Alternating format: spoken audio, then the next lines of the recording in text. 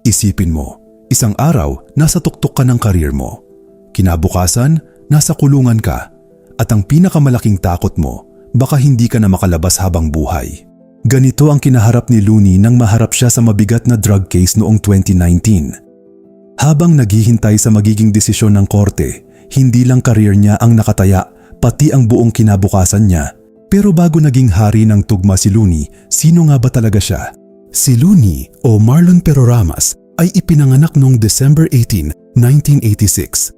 Lumaki sa Pasig, bata pa lang ay nahilig na sa rap at pagsusulat. Pero bago siya naging hari ng tugma, nagsimula muna siya sa underground, kung saan kailangan mong patunayan ang talento mo bago ka makilala. Malaki rin ang impluensya ng kanyang ama sa pagkahilig niya sa mga salita. Sa Scrabble, crossword puzzles at pag-aaral ng wika, nahasa ang vocabulary ni Looney na kalaunan ay naging isa sa pinakamalakas niyang armas sa rap.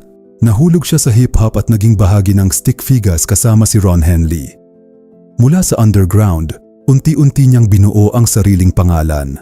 Dumating ang malaking turning point nang mapansin siya ni Francis M. Naging hype man si Looney sa kanyang performances, kung saan nahasa ang kanyang confidence, stage presence at disiplina, mga pundasyon ng kanyang pagsikat. Pagdating ng 2010, dumating ang flip-top. Ang flip-top ay naging malaking pagbabago sa Philippine hip-hop. Sa panahong mabilis na lumalaki ang YouTube, naging viral ang battle rap videos. At isa si Looney sa mga MC na naging muka ng bagong panahon ng Filipino battle rap. Ang kakaiba kay Looney ay hindi lang ang lakas ng punchlines. Gumagamit siya ng multisyllabic rhymes, internal rhymes, wordplay, references, double meanings at technical rhyme schemes.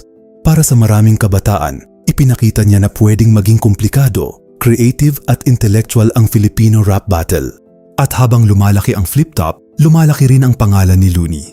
Nagkaroon siya ng mga classic battles laban sa iba't ibang MC at naging bahagi ng mga matchup na hanggang ngayon ay pinag-uusapan pa rin ng rap fans. Pero kasama ng kanyang aggressive style ang kontrobersya. Dahil sa personal na angles at matitinding banat, may mga taong humanga sa kanya. Pero mayroon ding napikon. Hindi iyon naging hadlang sa kanyang pag-angat. Hindi lamang flip-top ang kanyang pinasok. Naging recording artist din siya. Isa sa pinakamalaking kanta niya ang Tao Lang kasama si Quest. Dito napatunayan na hindi lang siya mahusay sa battle rap. Kaya rin niyang gumawa ng makabuluhan at relatable na musika. Kung sa flip-top siya sumikat, ang musika naman ang nagpalawak ng kanyang audience. At noong 2016, lalo niyang pinatunayan ang kanyang galing ng maging isabuhay champion. Matapos talunin sina Tipsy D at Plasma. Nasa tuktok siya, respetado, sikat at kampeyon. Pero ilang taon lamang ang lilipas at isang pangyayari ang biglang magbabago sa lahat. Noong 2019, naaresto si Looney sa Makati kasama ang kanyang kapatid at iba pang kasama sa isang buy-bust operation kaugnay ng umano'y pagbebenta ng kush. Isang mabigat na kaso ang isinampa laban sa kanila. Mula sa entablado at spotlight, bigla siyang napunta sa kulungan. At dito, nagsimula ang pinakamadilim na chapter ng kanyang buhay. Nanindigan si Looney na hindi siya nagbenta ng droga at itinanggi niya ang paratang. Iginiit din niya na may problema sa operasyon at kalaunan ay nanawagan para sa investigasyon sa mga pulis na sangkot. Habang pinag-uusapan ng publiko ang kaso, nasa kulungan mismo si Looney. At ang pinakamabigat na takot? Paano kung hindi na siya makalabas at tuluyang mawala ang buhay at career na pinaghirapan niya? Para hindi siya tuluyang bumigay, ginamit ni Looney ang sariling isip bilang sandata.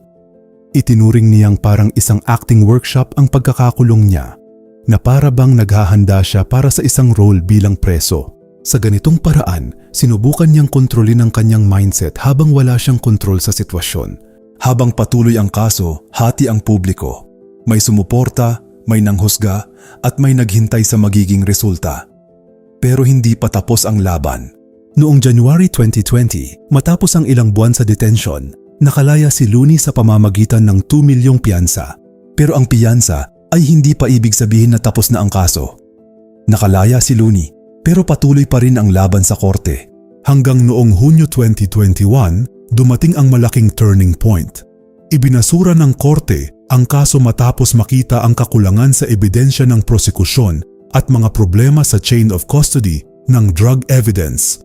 Hindi man direktang napatunayan ng korte ang kanyang aligasyon na may maling pagkakahuli o paglalagay ng ebidensya, malinaw na hindi sapat ang ebidensya para ipagpatuloy ang kaso at doon tuluyang natapos ang legal battle ni Looney.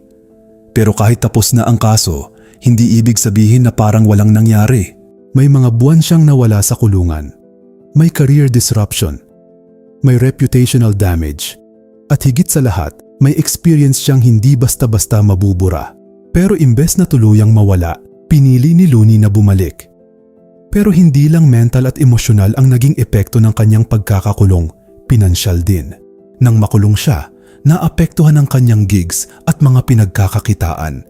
Dumagdag pa ang 2 milyong piyansa at iba pang gastusin sa legal na laban. Mula sa isang artist na nasa tuktok ng career, bigla niyang kinailangang harapin ang matinding financial pressure. Kasabay nito, dala rin niya ang stress, anxiety at bigat ng pinagdaanan niya sa loob. Pero hindi siya nagpaalam sa kanyang career. Bumalik siya sa musika, bumalik sa content, at ginamit niya ang lahat ng sakit, hirap at takot bilang gasolina para muling bumangon. Isa sa pinakamabigat na bahagi ng buhay ni Looney ay ang pagtataksil ng ilang taong akala niya ay tunay na kaibigan. Noong nasa kulungan siya at nasa pinakamadilim na yugto ng kanyang buhay, may mga taong nanatili sa tabi niya. Pero mayroon ding biglang nawala at lumayo. Doon niya nakita kung sino ang tunay at kung sino ang nandyan lang noong maganda ang takbo ng kanyang buhay. Isa sa pinakamabigat na bahagi ng personal na buhay ni Looney ay ang paghihiwalay sa kanyang dating asawa. Habang hinaharap niya ang problema sa career at legal na laban, kailangan din niyang harapin ang pagbabago sa kanilang pamilya. Pinili niyang maging pribado sa detalye para protektahan ang kanyang mga anak. Sa kabila ng lahat, patuloy siyang nandyan bilang ama at siya ang nag-aalaga sa kanyang mga anak. At bago pa man ang lahat ng iyon, kontrobersyal na talaga si Looney sa Flip Top. Maraming humanga sa kanyang galing, pero marami rin ang napikon sa kanyang mga banat. Dahil sa tindi ng kanyang mga personal na atake, nagkaroon siya ng mga alitan at nakatanggap din ng mga death threat noon. Pero kahit gaano karami ang kumontra, hindi nila nabura ang kanyang pangalan. Sa katunayan, mas marami pa ang naimpluwensyahan niya. Ang kanyang multisyllabic rhymes, wordplay, delivery at technical writing ay naging inspirasyon sa maraming bagong MC. Para sa marami, isa siya sa mga nagtaas ng standard ng Pinoy battle rap. At ngayon, may bagong chapter naman sa kanyang personal na buhay. May bago siyang girlfriend at mukhang masaya sila. Isang malaking pagbabago matapos ang mga mabibigat na pinagdaanan niya. Kaya bakit hanggang ngayon, idol pa rin si Looney? Dahil hindi lang siya basta nanalo sa battles. Nag-iwan siya ng marka sa Pinoy hip-hop. May mga nainis, may kumontra, pero isang buong henerasyon ang naimpluwensyahan niyang mangarap, magsulat at mag-rap. Mula underground hanggang champion, mula kontrobersya hanggang pagbabalik, at mula rapper hanggang inspirasyon, si Looney ang hari ng tugma.